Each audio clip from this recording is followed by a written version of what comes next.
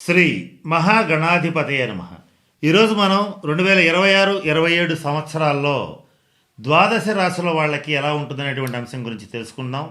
దీంట్లో ఒక ముఖ్యమైన విషయం ఒకటి మీకు తెలియచేయాలి. అదేంటంటే 2026 సంవత్సరంలో ఒక మంచి ప్రత్యేకమైన అంశం ఉంది. ఏంటంటే అది గురుగ్రహం, సాధారణ శుభగ్రహం, సహజంగానే మంచి శుభ ఫలితాలు ఇచ్చేటువంటి ఈ గ్రహం ఏదైతే ఉందో ఒకే సంవత్సరం 2026లో మిథునం, కర్కాటకం, సింహం ఈ 3 రాసుల్లో సంచరించడం అనేటువంటిది ఒక ప్రత్యేకమైన అంశం. దీంతో పాటుగా 2026 సంవత్సరం ఉగాది నాడు ప్రారంభమైనటువంటి ఈ పరాభవన సంవత్సరం ఏదైతే ఉంటుందో ఈ సంవత్సరానికి రాజు గురుడు అవుతున్నాడు. ఇన్ని కారణాల రీత్యా ద్వాదశ రాశుల వాళ్ళకి ఎవరికైతే గోచార రీత్యా గురుడు శుభ ఫలితాలు ఇస్తూ ఉంటాడో వాళ్ళకి మంచి శుభాలు కలుగుతుంటాయి. ఈ 2 ఏళ్ళు వాళ్ళకి అసలు ఎదురుండదు, ఆలోచించుకోవాల్సిన అవసరమే ఉండదు. ఎవరికైతే ఈ గురుగ్రహం యొక్క అనుగ్రహం గోచార రీత్యా సరిగ్గా ఉండదో, ఎవరికైతే గురుడు జన్మజాతకంలో నీచపడతాడో వాళ్ళకి మాత్రం ఈ 2026-27 సంవత్సరాలు గడ్డు కాలంగా చెప్పవచ్చు.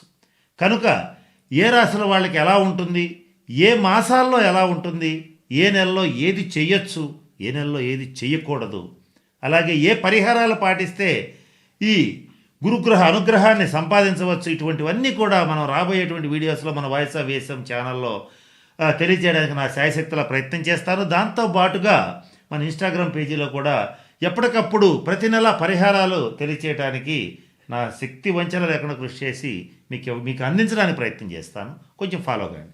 ఇకపోతే ఈ 2026-27 సంవత్సరాల్లో ఇప్పుడు కర్కాటక రాశి వారికి ఈ సంవత్సరం ఎలా ఉంటుంది అనేటువంటి అంశం గురించి పరిశీలిద్దాం. ఇక్కడ కర్కాటక రాశి అంటే మనకు తెలుసు, పునర్వసు నక్షత్రం 4వ పాదం, పుష్యమి నక్షత్రం 1, 2, 3, 4 పాదాలు, ఆశ్లేష నక్షత్రం 1, 2, 3, 4 నక్షత్ర పాదాల్లో జన్మించిన వాళ్ళందరినీ కూడా మనం కర్కాటక రాశి వాళ్ళ కింద పరిగణిస్తాం. ఈ నక్షత్రాలు కూడా కాస్త జాగ్రత్తగా గమనించుకోండి. నక్షత్రాల వారీగా కూడా మీకు తర్వాత రాబోయే వీడియోస్లో పరిహారాలు తెలియజేస్తాను. ఇక ఈ కర్కాటక రాశి వాళ్ళకి 2026 జనవరి నుంచి జూన్ వరకు, అంటే జనవరి, ఫిబ్రవరి, మార్చి, ఏప్రిల్, మే ఈ 5 నెలల కాలం పాటు మాత్రం కాస్త సాదాసీదాగా ఉంటుంది. బాగానే ఉంటుంది, కానీ కొంత సాదాసీదాగా ఉంటుంది. కారణం ఏంటంటే అష్టమంలో ఉన్నటువంటి రాహుగ్రహ ప్రభావం, అలాగే తర్వాత నవంబర్ నుంచి సుమారుగా ఈ జన్మరాశిలోకి వచ్చేటువంటి కేతువు, సప్తమంలో ఉన్న రాహుగ్రహ ప్రభావాల వల్ల చేసేటువంటి పనుల్లో ఆటంకాలు వస్తూ ఉంటాయి. గురుగ్రహ ప్రభావం అనేటువంటిది, గురువు ఇచ్చేటువంటి మంచి ఫలితాలు అనేటువంటివి పూర్తిగా అందుకోలేకపోతారు. బాగుంటుంది, కుటుంబ కలహాలు తీరిపోతాయి, కుటుంబంలో మంచి వాతావరణం ఏర్పడుతుంది, పుణ్యక్షేత్ర సందర్శన చేస్తారు, అలాగే పుణ్యకార్యాల నిమిత్తం, శుభకార్యాల నిమిత్తం ఖర్చు చేస్తారు, అలాగే మంచి పనుల కోసం డబ్బు వెచ్చిస్తారు. మీ యొక్క మంచితనం, ఓర్పు, సహనం అనేటువంటివి చక్కగా అందరికీ అర్థమవుతాయి. ప్రేమాభిమానాలతో అందరినీ ఆదరిస్తారు. బంధుమిత్రులతో అంతా చక్కటి లైఫ్ని అనేటువంటిది లీడ్ చేస్తారు. ఎప్పటి నుంచి ఎప్పటిదాకంటే 2026 జనవరి నుంచి జూన్ వరకు ఈ 5 నెలల కాలం.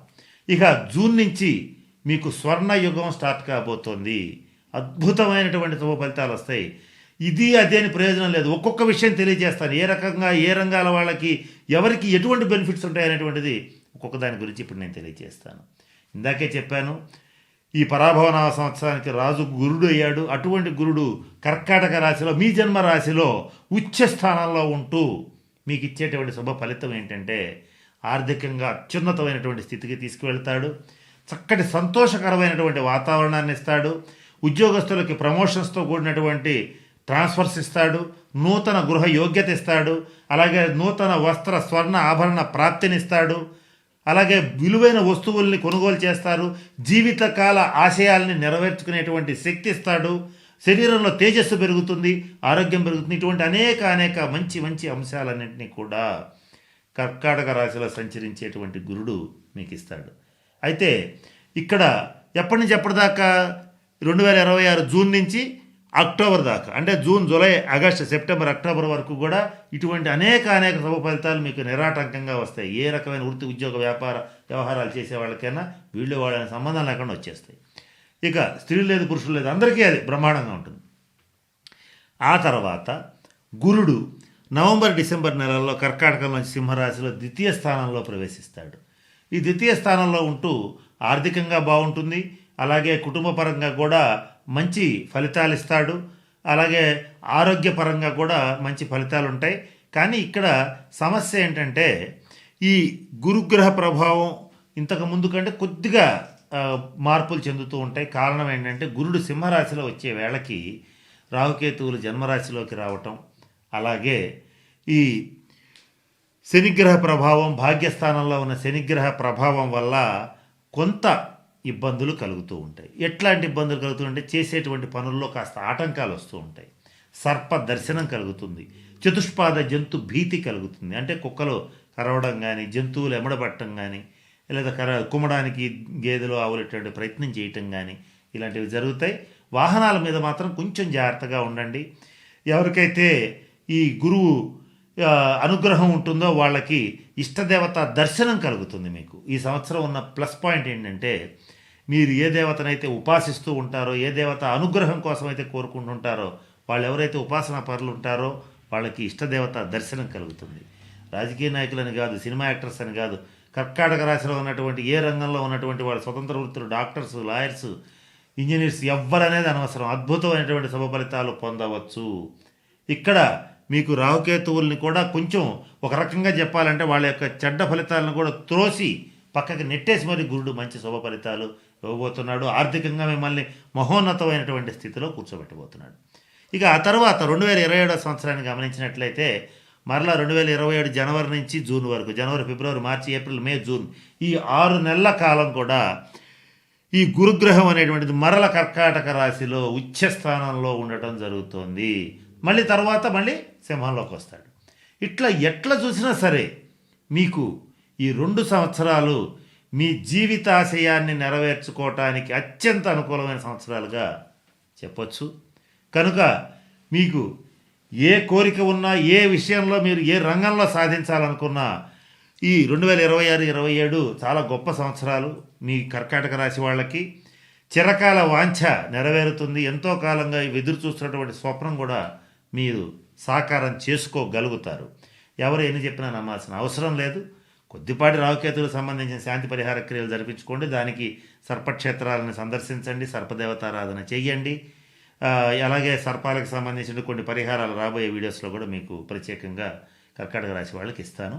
వీళ్ళలో కొంచెం ఒక పుష్యమి నక్షత్రం వాళ్ళకి మాత్రం కొంతకాలం పాటు అనారోగ్య భయం ఉంటుంది. ఎవరైతే పుష్యమి నక్షత్రం కర్కాటక రాశిలో ఉన్నటువంటి కొంచెం పెద్దవాళ్ళు, వృద్ధులు ఉంటారో వాళ్ళకి మాత్రం కొత్త తీవ్రమైన అనారోగ్య సూచన కలుగుతుంది. అది కూడా ఎప్పుడంటే 2026 ఆగస్టు నుంచి డిసెంబర్ వరకు మధ్య ఉన్న కాలంలో జరిగే అవకాశాలు ఉంటాయి. అటువంటిది ఉంటే కొంచెం జాగ్రత్తలు పడండి. వెంటనే వైద్య సలహా తీసుకోండి, మహామృత్యుంజయ మంత్రాన్ని జపించండి. ఒకవేళ ఎవరైనా సరే మీ కుటుంబంలో పెద్దవాళ్ళు, అంటే మీ పేరెంట్స్ కర్కాటక రాశిలో పుష్యమి నక్షత్రంలో కనుక ఉండేటట్లయితే వాళ్ళ ఆరోగ్యం విషయంలో అశ్రద్ధ చేయొద్దు. ఈ ఒక్క విషయం మాత్రం కాస్త జాగ్రత్తగా ఉండండి. మిగతా వాళ్ళు ఆలోచించుకోవాల్సిన అవసరం లేకుండా స్వర్ణ యుగం మీకు ఈ 2026-27 సంవత్సరాల్లో దాదాపు 24 నెలల్లో 11 నెలల కాలం పాటు మీకు అద్భుతమైన రాజయోగం జరుగుతోంది. పరిపూర్తిగా ఉపయోగపెట్టుకోండి. ప్రపంచం అంతా సరే ఆర్థిక మాంద్యంలో కూరుకుపోయిన మీరు మాత్రం బ్రహ్మాండంగా ముందుకెళ్ళగలుగుతారు. కనుక నేను చెప్పిన అన్ని అంశాలు దృష్టిలో పెట్టుకుని తగిన శాంతి పరిహార క్రియలు పాటించి ఈ కర్కాటక రాశి వాళ్ళు అష్టైశ్వర్యాలతో, భోగభాగ్యాలతో ఉండాలని మనస్ఫూర్తిగా పరమేశ్వరుని ప్రార్థిస్తూ సెలవు తీసుకుంటున్నాను. స్వస్తి.